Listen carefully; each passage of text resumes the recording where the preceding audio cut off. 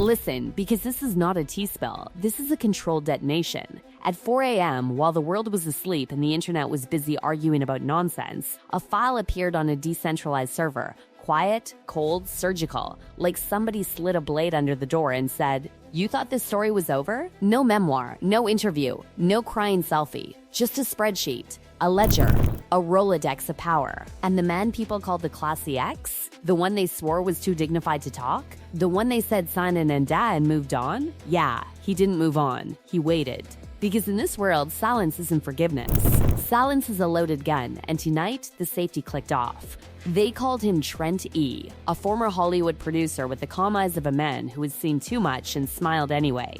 For years, he watched the public fall in love with the fairy tale version of his ex-wife, Marina Vale, the ambitious actress who climbed into elite circles like she had a VIP wristband stitched into her Dina. But here's what the mainstream never admitted. Some fairy tales are not written with ink. They're written with invoices. The file that dropped tonight allegedly traces back to a cloud account tied to Trent's old production company. And inside, 89 names. Not acting coaches, not casting directors, not friends. We're talking about high-value men who don't stand in lines, men who don't text, men who have assistants for their assistants, men who move markets, bend policies, and make phone calls that change lives. And the number that hits like a punch? 12 politicians. Not retired nobodies, not former officials. The kind of figures who smile for cameras while their staff scrub scandals like blood off marble. The ledger is obsessed with detail because whoever built it didn't want rumors. They wanted receipts, dates, locations, hotels, private villas, yacht coordinates, and a column that makes your stomach turn because it's so blunt it's almost insulting, facilitation. Numbers allegedly range from $10,000 to $50,000 per encounter, and that's the cheap end for men who tip more than that for bottled water. So when people say, "Oh, Marina just networked," you can almost hear the spreadsheet laugh. Because this isn't networking, this is transactions dressed up as destiny. And Trent? Trent didn't expose her with an angry interview.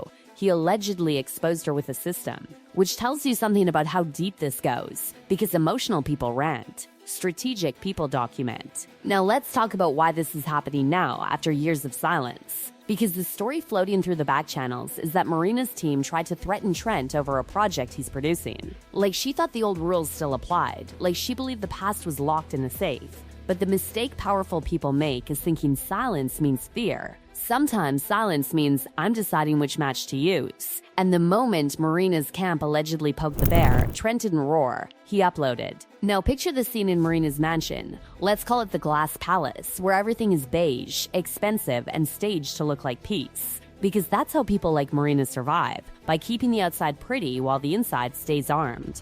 But tonight, the panic isn't about headlines. It's not about public opinion. It's not even about arrests.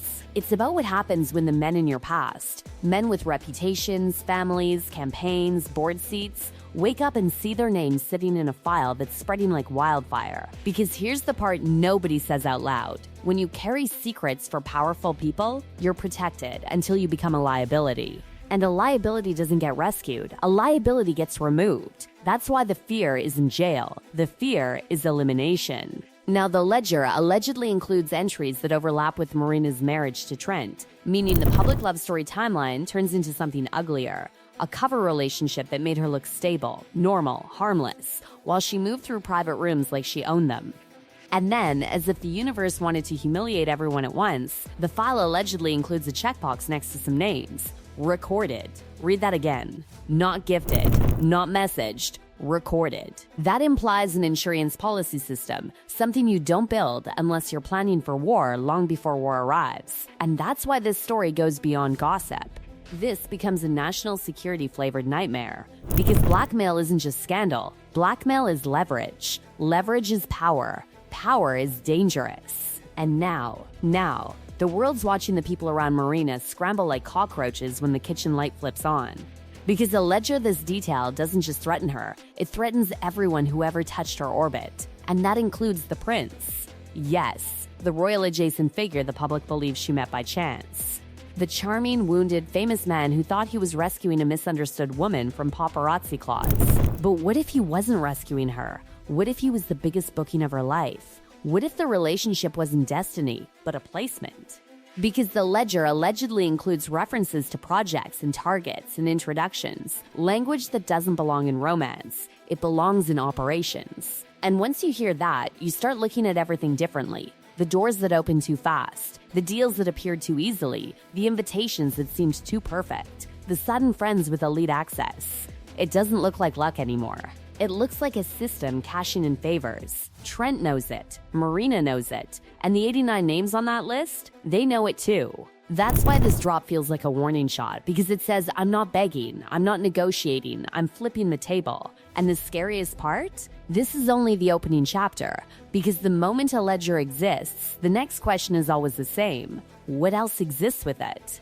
If there are dates, there can be messages. If there are locations, there can be cameras. If there are fees, there can be wires. And if there are recordings, then this isn't a scandal. This is a trap snapping shut, slowly, around everyone who thought they were untouchable. The collapse didn't begin with sirens. It began with phones going silent. At sunrise, aides stopped answering. Assistants suddenly lost signal. Calendars cleared themselves. Men who never missed a call were unreachable, not because they were busy, but because they were panicking quietly, the way powerful people do when they realize the ground beneath them isn't solid anymore. Because once the ledger went live, the whisper turned into a scream.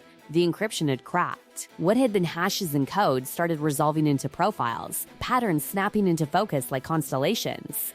And one entry, in particular, detonated the morning briefings across 3 capitals. Entry 14. A senior lawmaker archetype, family values branding, election posters with smiling children, speeches about integrity that played well on Sunday shows. According to the ledger, this figure booked consultations 5 times in a single year. The dates were boring on their own. What made them lethal was the overlap.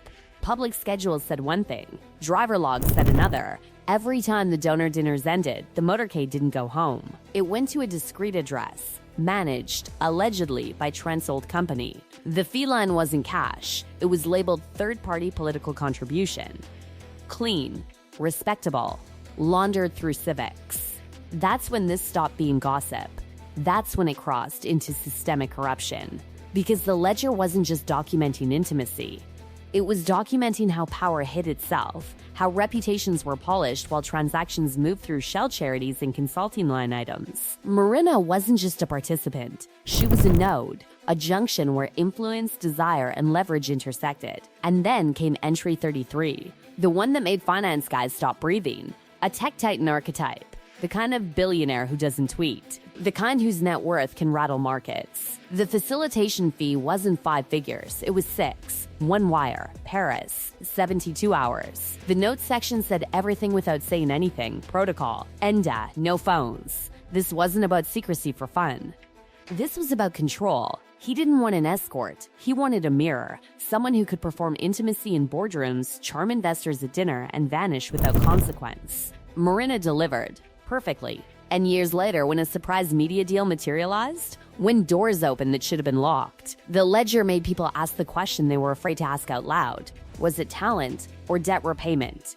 The prince, isolated overseas, watching his life scroll past him on screens, started to see the pattern. Every miracle had a matching line item. Every coincidence had a timestamp. Every friend had a code. And then there was entry 50.